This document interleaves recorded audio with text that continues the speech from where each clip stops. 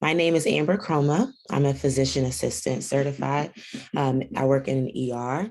I'm also a culinary medicine specialist and a doctor of medical science candidate. Sorry. I'm the co-owner of Kromah Fit Meals. This is my presentation for nutrition for disease prevention, chronic disease prevention. So the diseases that we can mostly prevent using food, and these are all chronic diseases. The term heart disease refers to several types of heart conditions. Today, we'll discuss coronary artery disease. Hypertension is high blood pressure, and then type 2 diabetes. So in the United States, the most common type of heart disease is coronary artery disease, which can lead to a heart attack. Heart disease is the leading cause of death for women in the United States, killing 299,578 women in 2017, or about 1 in every 5 female deaths. It's the leading cause of death in the United States, period, causing about 1 in 4 deaths. About 659,000 people in the United States die from heart disease each year. High blood pressure, high blood cholesterol, and smoking are key risk factors for heart disease. And about half of people in the United States have at least one of these 3 risk factors. Several other medical conditions and lifestyle choices can also put people at a higher risk for heart disease, including diabetes, overweight and obesity, unhealthy diet, physical inactivity or sedentary lifestyle, and excessive alcohol use. Symptoms of coronary artery disease. So sometimes heart disease may be silent and not diagnosed until a person experiences signs or symptoms of a heart attack, heart failure, or an arrhythmia.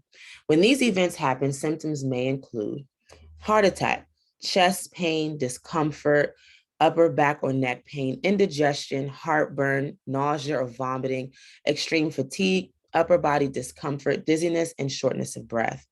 An arrhythmia is when you feel like your heart is racing or fluttering.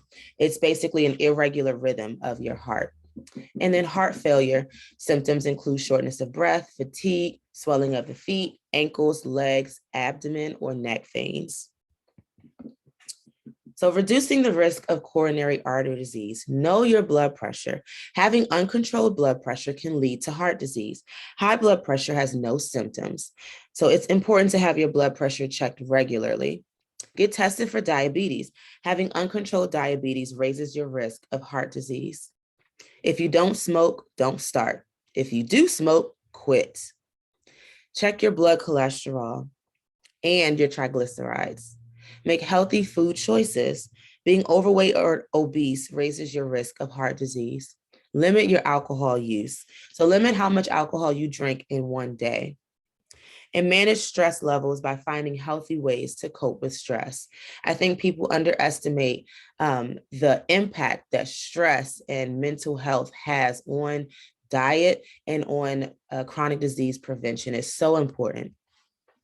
4 steps for preventing congestive heart failure, which is a sequela of coronary artery disease.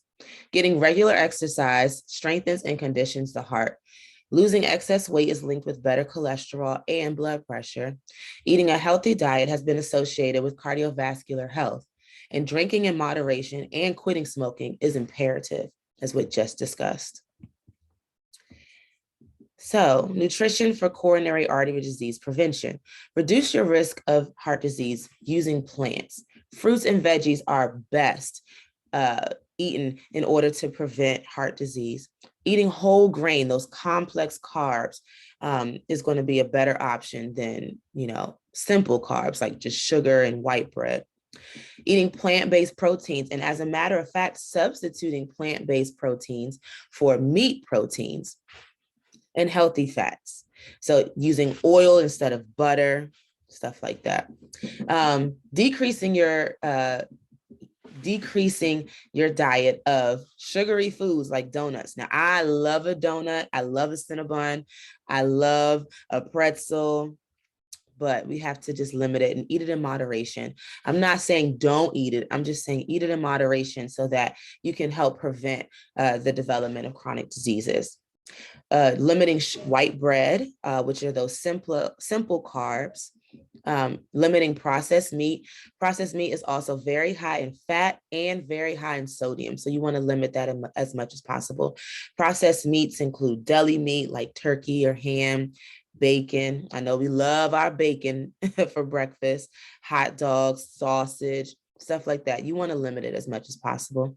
And then fried food. Now, I love me some fries and some wings, but we have to limit it. Let's try to air fry it in an air fryer or oven bake it. So this is another slide showing nutrition for coronary artery disease prevention. And these are the top 5 foods for heart attack and stroke prevention. Oatmeal. Research shows starting your day with a big bowl of fiber-rich oatmeal can lower your risk of heart disease, helping to lower your LDL, which is the bad cholesterol, and keeping your arteries clear. Salmon. Cold water fish like salmon contains omega-3 fatty acids that have been shown to reduce the inflammation that can lead to cardiac events like heart attack and stroke. Broccoli. Broccoli is a superfood. Along with other cruciferous vegetables like cabbage and kale, broccoli contains a compound called sulforaphane that may prevent heart disease. Lentils. A landmark international study following nearly 13,000 people for 25 years found an 82% reduction in the risk of death from heart disease was associated with legume consumption. Lentils are legumes. Other legumes include peas, black beans, garbanzo or chickpeas, red beans, kidney beans. So those are all types of beans are considered legumes. Olive oil. Many studies indicate consuming olive oil can improve cholesterol and keep blood vessels healthy. So use your olive oil and substitute olive oil for butter. Hypertension. This is considered high blood pressure. So blood pressure is the pressure of blood pushing against the walls of your arteries. Arteries carry blood from your heart to other parts of your body. So blood pressure is measured using 2 different numbers. Systolic is the one on top, and it's the measures the blood of pressure in your arteries when your heart beats. It's normally 120 millimeters of mercury or less. The second number is diastolic blood pressure, and it measures the pressure in your arteries when your heart rests in between beats. So this number is on the bottom, and it's normally less than 80 millimeters of mercury. So normal blood pressure is usually 120 over 80 or less. Excuse me. So hypertension is diagnosed when blood pressure is consistently 130 over 80 millimeters of mercury or higher. Now, in 2003, up until 2017, when the guidelines changed, 130 over 80 was not considered hypertension. It was just considered elevated blood pressure. But now in 2017, since the guidelines have changed, 130 over 80 or higher is considered high blood pressure or hypertension. The higher your blood pressure levels, the more risk you have for other heart problems, or other health problems, including heart disease, heart attack, and stroke. Measuring your blood pressure is the only way to know whether you have high blood pressure because it has no warning signs or symptoms. So many people don't even know that they have it. High blood pressure can damage important organs like your heart, your brain, kidneys, and your eyes. So how high blood pressure or hypertension damages the body? It can damage your arteries by making them less elastic, which decreases the flow of oxygen and blood to your heart and leading to heart disease. In addition, decreased blood flow to the heart can cause chest pain, which is considered angina. Heart attack, which happens when the blood supply to your heart is blocked and the heart muscle begins to die without enough oxygen. And heart failure is a condition that means your heart cannot pump enough blood and oxygen to your other organs in your body. High blood pressure can cause the arteries that supply blood and oxygen to the brain to burst or be blocked, which is considered a stroke. It also increases the risk of developing chronic kidney disease than those without these conditions. And if you have chronic kidney disease for long enough and it is progressive enough, then you have to get on dialysis. And dialysis is normally 3 times a week 4 hours a day. Who wants to use up all that time when you could just help prevent high blood pressure from the start? Also, having high blood pressure, especially in midlife, is linked to having poor cognitive function and dementia later in life. So, nutrition for hypertension prevention, the DASH diet. The DASH diet stands for Dietary Approaches to Stop Hypertension. And these are guidelines for a healthier, more balanced diet in order to decrease blood pressure. So these are the recommendations for the DASH diet in order to decrease the risk of developing high blood pressure. Grains. It's recommended that you get 6 to 8 servings per day of whole, complex carbs and grains. These include whole grain pasta, whole grain bread, potatoes, not lentils, I'm sorry. It includes quinoa, it includes brown rice, stuff like that are considered grains, whole grains. Fruits and vegetables, 4 to 5 servings of each. So that means 4 to 5 servings of fruit and 4 to 5 servings of vegetables each day is recommended in the DASH diet. Low-fat dairy, they want you to consume 2 to 3 servings per day. And low-fat dairy can be skim milk, 1% milk, fat-free yogurt, stuff like that, low-fat cheese. They want you to limit the amount of fats and sweets that we discussed before. Get 6 servings or less of lean protein. Lean protein also includes unprocessed meats. And then legumes or nuts and seeds. So remember, the legumes include lentils, chickpeas, black beans, red kidney beans, and then nuts and seeds like almonds, peanuts, pistachios, stuff like that. All right, so this is another slide showing dietary recommendations, for hypertension, for preventing hypertension and for eating if you have hypertension in order to stop or slow down disease progression. So a diet rich in fruits and vegetables, as well as whole grains and legumes. Using lemon, olive oil, and herbs instead of salt to flavor dishes. They have so many different types of salt-free seasonings nowadays. I know that, a long time ago, it used to only be Mrs. Dash. Now they have so many different types, and they are actually really, really good. So that way you don't add extra salt onto your dishes, especially onto meat that already has a lot of sodium in it. Reduce stress. Hypertension improves by eliminating excess salt. So adding salt to anything, to fries, to rice, to potatoes, is going to increase your risk of developing hypertension. So you want to eliminate excess salt as much as possible. Do not add salt to the dish, especially not after you're finished cooking it. A pinch of salt can contain 1,000 milligrams of sodium, almost half the recommended daily amount of sodium.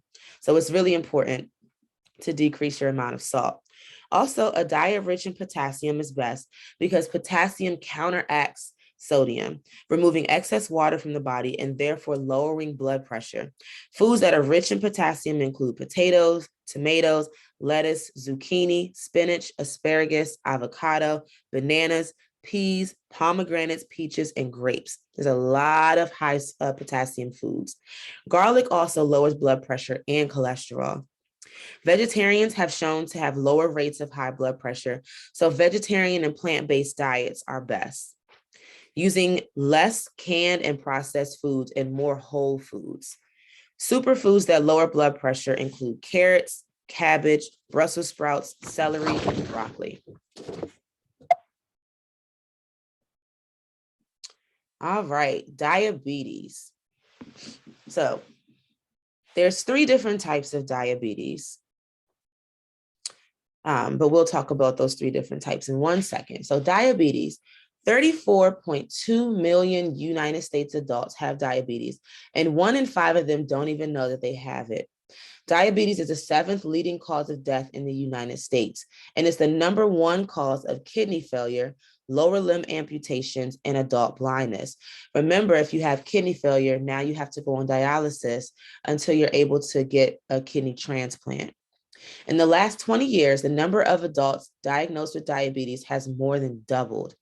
There are three main types of diabetes: type 1, type 2, and gestational diabetes. So in type 1, it's thought to be caused by an autoimmune reaction. The body attacks itself by mistake, which stops your body from making insulin. Approximately 5 to 10% of the people who have diabetes have type 1. These symptoms develop quickly often, and they're usually diagnosed in children, teens, and young adults.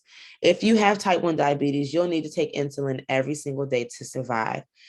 Type 2 diabetes is the type of diabetes where your body doesn't use insulin well and can't keep blood sugar at normal levels. So you make insulin, your body's not attacking itself, but your body doesn't use the insulin properly. About 90 to 95% of people with diabetes have type 2. It develops over many years and is usually diagnosed in adults, but more and more teens and children and young adults are being diagnosed with it. You may not notice any symptoms, so it's important to get your blood sugar tested if you're at risk. Type 2 diabetes can be prevented or delayed with healthy lifestyle changes, such as losing weight, eating healthy food, and being active. And then you have gestational diabetes, which is the type of diabetes that develops in pregnant women who have never had diabetes before. This one is important because you only get tested for it while you're pregnant.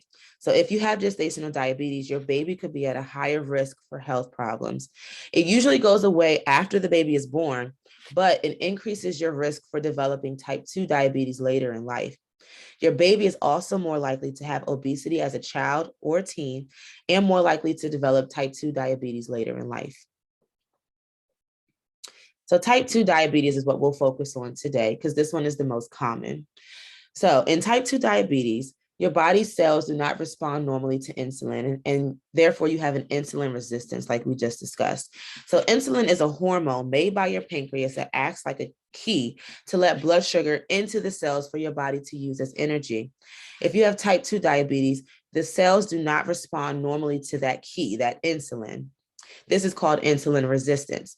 Your pancreas tries to make more insulin to get the cells to respond, but eventually your pancreas cannot keep up and your blood sugar rises, which sets the stage for prediabetes and type 2 diabetes eventually. High blood sugar is damaging to the body and can cause other serious health problems, such as heart disease, vision loss, and kidney disease. Symptoms often go unnoticed for a long time, but they include frequent urination, thirst, numbness, tingling in the hands and feet, and blurry vision. Also, excessive thirst, losing weight without trying, very hungry, very tired, very dry skin, sores that heal slowly, and more infections than usual. Blood tests to test for diabetes are hemoglobin A1C, which is tested once every 3 months, fasting blood sugar, which means that you'll have to not eat for 12 hours prior to taking the test. I'm sorry, for 8 hours prior to taking the test, random blood sugar, and glucose tolerance tests. So on this slide, I have the different numbers that would diagnose you with either normal, or will diagnose you with prediabetes or diabetes, and then the normal numbers as well. This slide is a lot, but more so what I want you to understand is that when you get your hemoglobin A1C, which is tested once every 3 months, 6.5% or above is considered diabetes. Fasting blood sugar, which means you haven't eaten in 6 hours. So there really shouldn't be a lot of sugar in your blood anyway. If it's 126 or higher, you're considered a diabetic. For the glucose tolerance test, that's what they usually give to pregnant women to test for gestational diabetes. And it's basically like a little drink about this tall. It's not much, but it's loaded with sugar. And if your body can't digest that sugar or move that sugar into the cells from the insulin within an hour, if it's 200 or more, that's considered diabetic. And then random blood sugar tests, randomly getting your blood drawn or getting a finger stick, which is when they literally poke your finger and then check your blood sugar using the blood from your finger. If it's over 200, it's considered diabetes. So nutrition for diabetes. These are healthy picks for diabetes. So the foods to avoid include white bread, French fries, processed grains such as white flour or white rice. So these are starches. Vegetables to avoid include canned vegetables with lots of added sodium.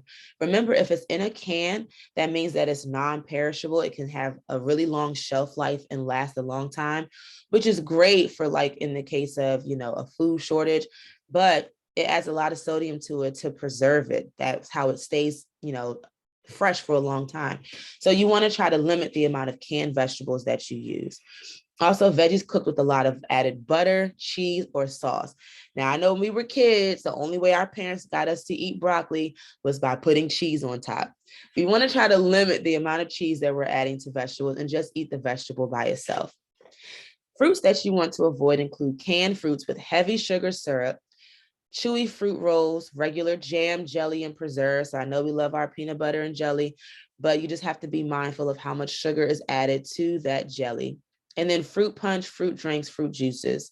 Remember, eating an actual fruit is so much healthier, less sugar and more fiber than drinking a fruit juice. So healthy picks that you want to enjoy for diabetes. The starches are going to be whole complex grains and carbs, which include whole grains such as brown rice, oatmeal, quinoa, baked sweet potatoes. Vegetables to enjoy include fresh vegetables, eaten raw or lightly steamed, roasted, or grilled. And you want to lightly steam it or lightly grill it. You want to keep as many nutrients as possible.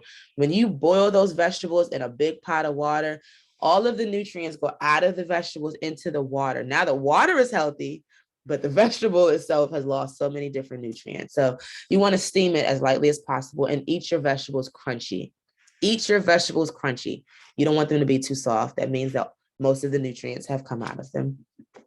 Plain frozen vegetables, lightly steamed. So I know, like, if you go down the vegetable aisle, the frozen vegetable aisle, a lot of the vegetables can be steamed right in the bag. So you can just put them in the freezer. They'll last for a long time. You take them out the freezer, put them in the microwave for a couple minutes, and now you have lightly steamed, plain frozen vegetables. Don't add no butter to it. And then greens such as kale, spinach, and arugula. Fruits to eat, fresh fruits, fresh fruit, not the fruit like fruit cups that have all that added sugar to it. You want fresh fruit, plain frozen fruit or fruit canned without added sugar. And this can even be in the form of a smoothie. If you have like frozen strawberries, frozen bananas, frozen blueberries, and you can make a smoothie, at least it's plain, it's not added sugar, and it's fresh technically. So I like this slide here because a lot of research has gone into fruit consumption for diabetics because fruit has such high sugar in it. But these are the best fruit portion sizes for diabetes. We have to be mindful of the portion size if we're going to eat the fruit that has a lot of sugar in it, especially if you are a diabetic.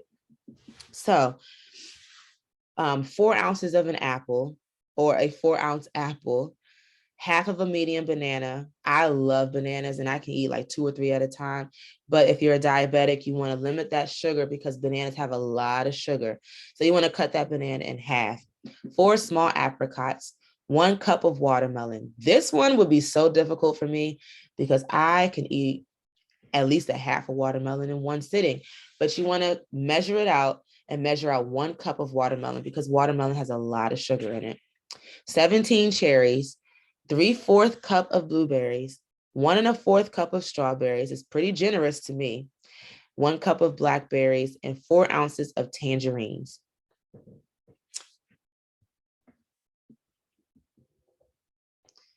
So this last slide is about exercise for chronic disease prevention. We've discussed the nutrition.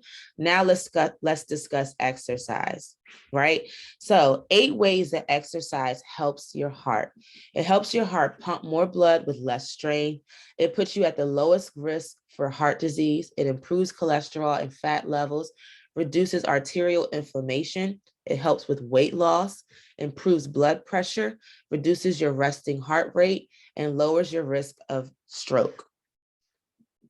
So exercise helps the heart in so many different ways. You want to get at least 150 minutes of moderate intensity aerobic activity every single week, plus muscle strengthening activities at least 2 days a week. So if you take 150 divided by, say, 5 days a week, that's 30 minutes.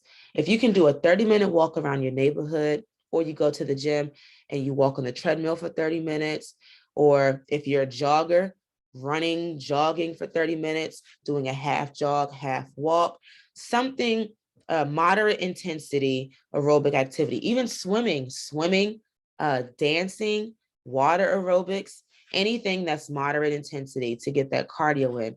So 30 minutes, 5 times a week.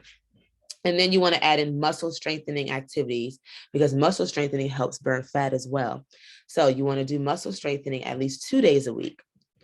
And then aerobic activity includes, like I just said, brisk walking, biking, dancing, yard work. And then muscle strengthening includes free weights, crunches, elastic bands, and squats. And that is my presentation. I hope this was helpful. And I hope that I can help more people prevent chronic diseases, especially the chronic diseases that are preventable. And I hope that if you do have a chronic disease, we can help, decrease the amount of progression. We can stop it, slow it down from getting worse, as well as hopefully get you eventually off of some of your medications. So this is Amber Kromah again. Thank you so much for joining me today, and I hope you all have a great day.